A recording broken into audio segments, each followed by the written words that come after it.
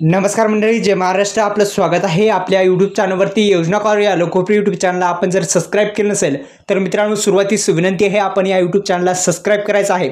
एकंदरीत आपण पाहिलं तर महालक्ष्मी पावली आणि थेट जो 3 जिल्हे आहेत, या 3 जिल्ह्यातील शेतकरी बांधवांच्या खात्यामध्ये एकंदरीत आपण जर पाहिलं तर पैसे आता जमा होणार आहेत.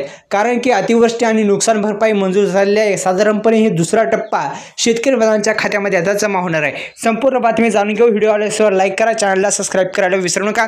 यावर्षी राज्यात झालेल्या अतिवृष्टी नुकसान भरपाई मुख्यतः आपण जर पाहिलं तर जून जुलै ऑगस्टमध्ये फार मोठ्या प्रमाणात पाऊस झाला आणि शेतकरी बांधवांचे जे वावरामध्ये मोठ्या प्रमाणात पाणी साचलं आणि जो नुकसान आहे ते मोठ्या प्रमाणात झालेलं आहे. साधारण आपण जर पाहिलं तर सोयाबीन या पिकाचं आणि हळदी या पिकाचं फार मोठ्या प्रमाणात नुकसान झालेलं आहे. कारण की हळदीला ही सड लागत आहे, कारण की पावसाळा जास्त झाला की त्या वावरामध्ये पाणी साचत आहे आणि जी सड आहे, आपण सड म्हणतो कारण ती लागत आहे. दुसरं म्हणजे आपल्याला सोयाबीन या पिकाला फार मोठ्या प्रमाणात नुकसान झालेलं आहे.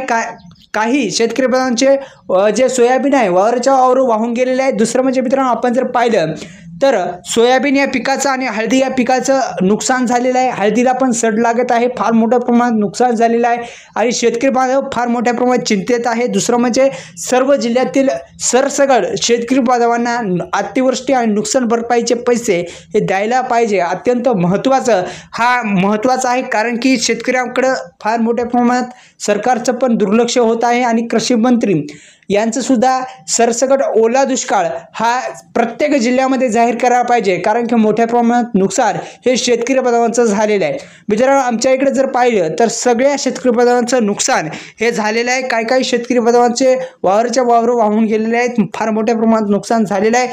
परभणी, सांगली आणि सातारा या 3 जिल्ह्यातील नुकसान भरपाईचा दुसरा टप्पा मंजूर केला आहे. यामुळे लाखो शेतकऱ्यांना मोठा दिलासा देण्यात आला आहे.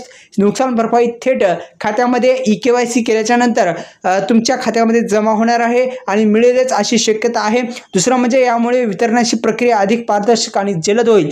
शेतकरी बांधवांच्या सरसकट जो अतिवृष्टी आणि नुकसान भरपाईचे पैसे हे भेटायला पाहिजे. धन्यवाद. जय शिवराय.